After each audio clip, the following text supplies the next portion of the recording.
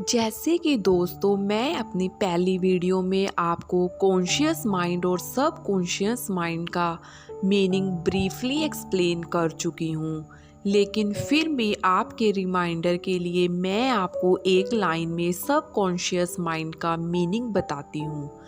सब conscious mind तर्क और सोच विचार के निर्णय नहीं लेता, बल्कि ये हमारे पिछले अनुभवों और धारणाओं के आधार पर स्वचालित तरीके से कार्य करता है। कॉन्शियस माइंड हमारी जागृत अवस्था में ही काम करता है, लेकिन सब कॉन्शियस माइंड जब हम सो जाते हैं उसके बाद भी काम करता है। यानी सब कॉन्शियस माइंड 24 घंटे काम करता है। इसके बाद दोस्तों आज मैं आपके साथ सब कॉन्शियस माइंड के कार्य डिस्कस करूंगी। सबसे पहले दोस्तों मूवमेंट एंड सेंसेशन, यह दोनों कार्य हमारा कॉन्शियस और सब कॉन्शियस माइंड करता है। जब हम जागृत अवस्था में होते हैं तब हमारे शरीर का मूवमेंट और सेंसेशन पर काबू चेतन मन का होता है, यानी कॉन्शियस माइंड का होता है। और जब हम सो जाते हैं तब ये काम हमारा सब कॉन्शियस माइंड करता है।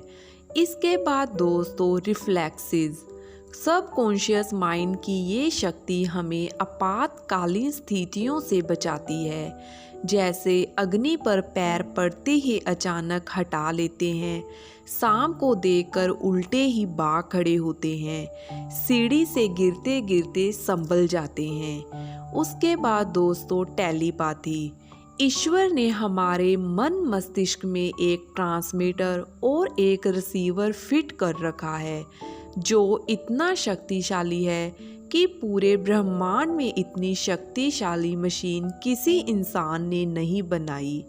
लेकिन हम इस मशीन को चलाना नहीं जानती, इसीलिए इसकी शक्तियों से अनजान हैं। इस पद्धति का उपयोग करके हम दूसरे लोगों की मन की बात जान सकते हैं। दोस्तों टेलीपैथी पर मैं अलग से एक वीडियो बनाऊंगी। इसके बाद दोस्तों याद शक्ति, याद शक्ति के 3 स्टेप होते हैं: रजिस्टर, स्टोरेज, रिकॉलिंग। रजिस्टर और रिकॉलिंग कॉन्शियस माइंड की विषय वस्तु हैं, जबकि स्टोरेज सब कॉन्शियस माइंड से जुड़ा होता है।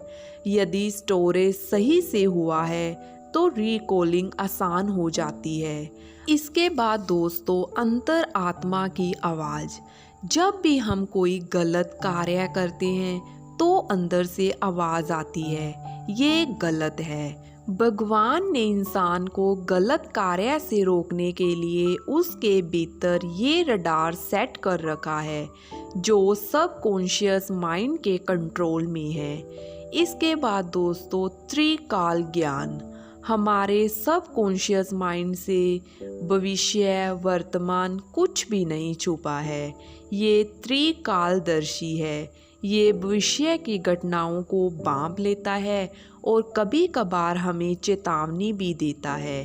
संजय ने महाभारत की भविष्यवाणी इसी आधार पर की। इसी के आधार पर नोस्ट्राडामू इतना प्रसिद्ध हुआ। इसके बाद दोस्तों EQ, इमोशनल कोशिएंट, भावना का गुणांक।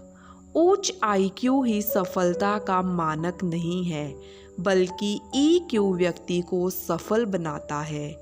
उच्च शिक्षित व्यक्ति कभी कभार कम EQ के कारण संस्था को बड़ी हानि पहुंचाता है।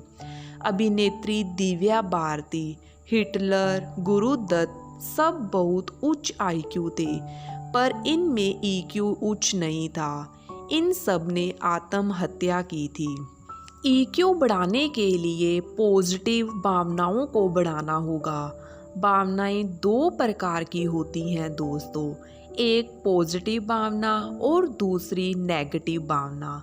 प्रेम, दया, क्षमा, प्रफुल्लता, फेथ, टॉलरेंस, करुणा, ये सब पॉजिटिव भावनाएं हैं।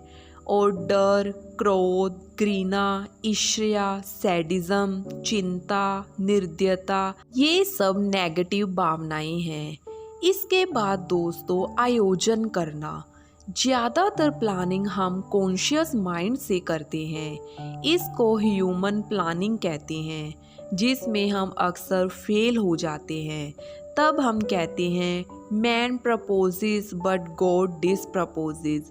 भगवान का तो कुछ बिगाड़ नहीं सकते, बिगाड़ सकते हैं तो सिर्फ अपना ही। लेकिन जब हम अर्धजागृत मन से प्लानिंग करते हैं तो ये डिवाइन प्लानिंग होती है, जो हर हाल में पूरी होती ही है। इसके बाद दोस्तों, अवसर खड़े करना। हमारा सबकॉन्शियस माइंड हमारे लिए अवसर क्रिएट करता है। इसके बाद दोस्तों, विजडम। सही समय पर सही निर्णय लेना ही सबकॉन्शियस माइंड की विशेषता है। जब भी आप किसी गलत फहमी में पड़ने वाले हों, निर्णय आप सबकॉन्शियस माइंड पर छोड़ दें। ये आपके विश्वासों के अनुरूप सबसे उत्तम रिजल्ट लाएगा। एंड नेक्स्ट दोस्तों, मेंटल क्लॉक। दोस्तों, हमारे सबकॉन्शियस माइंड के पास एक नैसर्गिक घड़ी है जो हमें एक सही समय पर उठा देती है। मैं कभी अलार्म घड़ी सेट नहीं करती, बल्कि अपने मन को कमांड दे देती हूँ कि मुझे अमुक समय पर उठाना है। मन बिना देरी किए उठा देता है। इसके बाद दोस्तों, मेंटल कैलेंडर। मित्रों, आपको जीवन में जो भी पाना है उसकी एक निर्धारित समय सीमा का उल्लेख जरूर कीजिए, तभी सबकॉन्शियस माइंड उस पर सही से कार्य कर पाएगा। आपको कोई गोल किस वर्ष प्राप्त करना है, सबका लिखित लेखा जोखा होना चाहिए। एंड नेक्स्ट दोस्तों, हीलिंग पावर। मैंने एक ऐसा व्यक्ति देखा है जिसने लगातार सोच सोच कर अपने शरीर में कैंसर उत्पन्न कर लिया था, और कैंसर भी इतना भयानक था कि टाटा हॉस्पिटल मुंबई के डॉक्टरों ने जवाब दे दिया था। बाद में उसको लुइस हे की you can heal your life book मिली। पढ़कर वह पूरी प्रोसेस समझ गया और अपने एहसास और भावनाओं को बदला। फिर 2 महीने बाद कैंसर जड़ से ख़त्म हो गया। डॉक्टर तो हैरान ही रह गए। दुनिया की सबसे शक्तिशाली हीलिंग पावर हमारे सबकॉन्शियस माइंड के पास है। ये कोई बीमारी उत्पन्न भी कर सकता है और प्रोसेस को रिवर्स कर ठीक भी कर सकता है। इसके बाद दोस्तों, इच्छा मृत्यु। अपनी मृत्यु हम खुद चुन सकते हैं कि कहाँ मरना है, कब मरना है, किस स्थिति में मरना है। दोस्तों, ऐसे केस शायद आपने देखे होंगे जब डॉक्टर ने रोगी को मरणासन स्थिति में घर भेज दिया हो और रोगी बच गया हो। दोस्तों, महाभारत में भीष्म पितामह अपने इस सबकॉन्शियस माइंड शक्ति का उपयोग बखूबी जानते हैं। इसके बाद दोस्तों, SQ, आध्यात्मिकता का अंक। मन, वचन, कर्म की एक रूपता जो औरों को खुश करे, वही आध्यात्मिकता है। मेरे हिसाब से आध्यात्मिकता क्या है? To do job with honesty, to repay a loan in time, to keep a promise, to maintain a value in business. SQ greater than EQ greater than IQ. And next one is दोस्तों, attraction. हम सभी एक चुंबक हैं और अपने जीवन में हर उस चीज़ को खींच सकते हैं जो हमें पसंद हो, किंतु इस मैग्नेट को हमें हमेशा चार्ज करते रहना होगा। इसके लिए शबरी तकनीक अपनानी पड़ेगी। जैसे राम राम हमेशा शबरी करती गई और राम को जाना ही पड़ा, वैसे ही आपको जो चाहिए बस उसी के बारे में सोचा करें।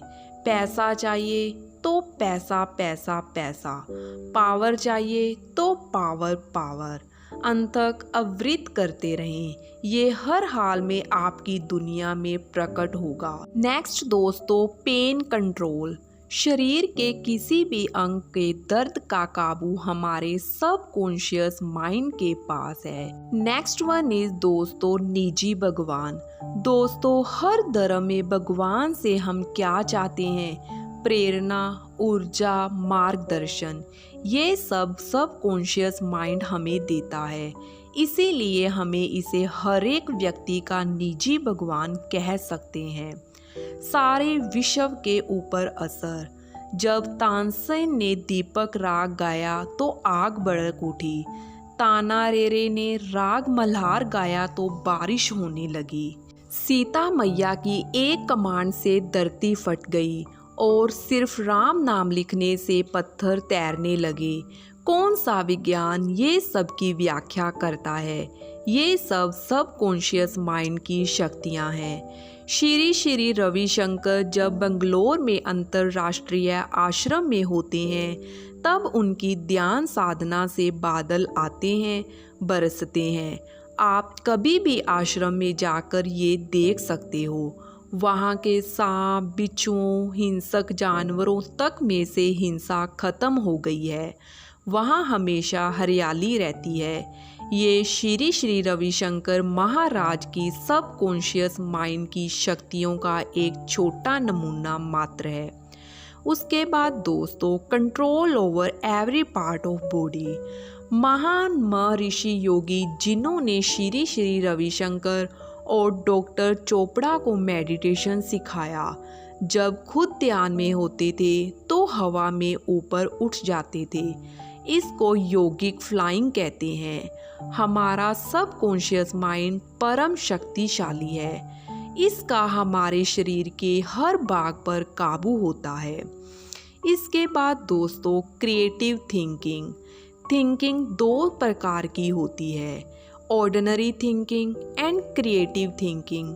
ऑर्डिनरी थिंकिंग दोस्तों हम कॉन्शियस माइंड से करते हैं और क्रिएटिव थिंकिंग सब कॉन्शियस माइंड से। दोस्तों, Walt Disney, Pandit Ravishankar, Leonardo da Vinci आदि सब ने क्रिएटिव थिंकिंग कर दुनिया को अनमोल रतन दिया।